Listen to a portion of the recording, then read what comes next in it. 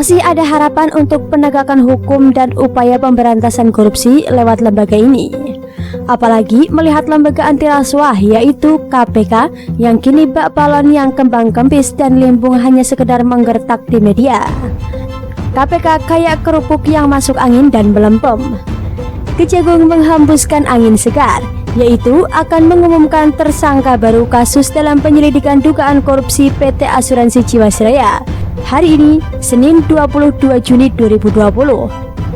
Di tengah melempemnya KPK, kendati sudah menghadirkan undang-undang KPK, akhirnya Kejagung siap menggulung para tersangka kasus mega korupsi yang sangat berlarut-larut dan tak tersentuh KPK.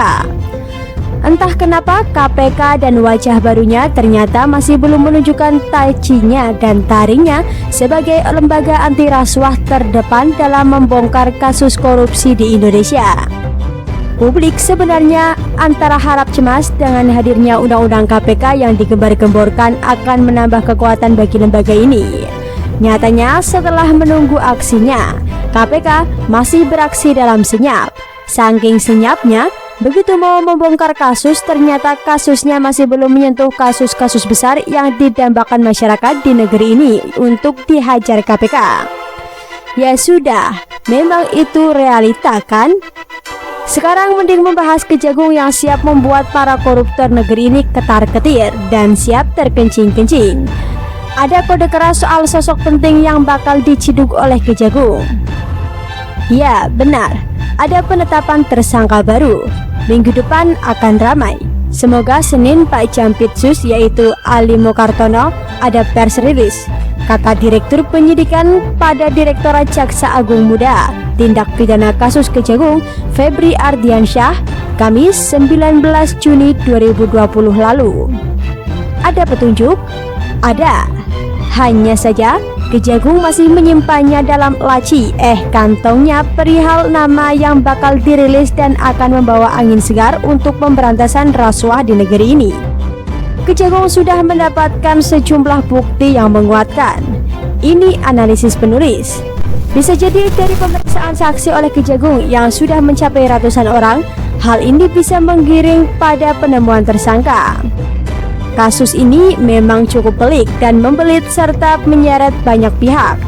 Tak heran melihat berbagai dakwaan terpisah dari jaksa penuntut umum terhadap para tersangka Jiwasraya, pihak yang terlibat dari berbagai kalangan.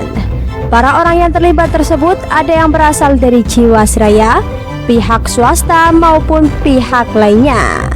Bahkan ada beberapa nama yang cukup sering disebut-sebut dalam penyidikan perkara ini. Penulis jadi ingat perihal disinggungnya pihak Bakri oleh Kejagung dalam carut-marut kasus. Direktur Penyidikan Jaksa Agung Muda Pidana Khusus Kejagung Febri Ardiansyah pernah mengungkapkan bahwa tak menutup kemungkinan ada surat pemanggilan terhadap pimpinan grup Bakri. Pemanggilan itu bisa dilakukan kalau terbukti menunjukkan ada campur tangan grup Bakri dalam kasus korupsi yang merugikan negara hingga 17 triliun rupiah. Media sempat melansir bahwa penyidik Jampitsus masih menunggu hasil audit Badan Pemeriksa Keuangan atau BPK terkait kerugian negara dalam jual beli saham. Diketahui, saham Jiwasraya juga berada di perusahaan Bakri Group yang dimiliki Abu Rizal Bakri. Media Kontan juga melansir di bulan Februari lalu soal kabar dana Jiwasraya yang juga menyangkut di saham-saham milik grup Bakri seperti PT Bakri Land Development Tbk dan PT Bakri and Brothers. Tapi Direktur Utama Jiwasraya Heksana Trisasongko mengkonfirmasi bahwa sebelum ia masuk ke jajaran manajemen Jiwasraya Mei 2018 lalu, asuransi pelat merah ini telah lebih dulu menjual saham milik grup Bakri tersebut. Tapi jejak Bakri terus berceceran. Terbongkar, investasi Jiwasraya tersangkut di 10 perusahaan kelompok Bakri. Jumlahnya pasti sangat besar. Temuan itu berasal dari auditor BPK. Apakah temuan ini bisa menyeret para petinggi atau pihak dari Bakri? Bakri tak akan kuasa menutupi jejaknya di pusaran skandal Jiwasraya. Pusaran Jiwasraya bak pola hitam raksasa yang siap menyedot Kubraki tersebut. Kalau begini, Karni dan TV One-nya akan pasang aksi masker yang ekstrim, tutup mulut dan mingkem sejuta bahasa. Ada kabar yang lebih menyesakkan Karni CS, yaitu ternyata jejak tapak Bakri itu ditemukan jauh lagi, yaitu sedekade ke belakang.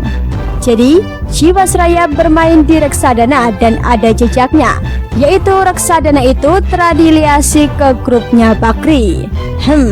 Nantikan gebrakan dari Kejagung, siap menggulung para koruptor di negeri ini, utamanya di kasus Jiwasraya. Bagaimana menurut Anda? Ditulis oleh Ronindo, dilansir dari siwo.com.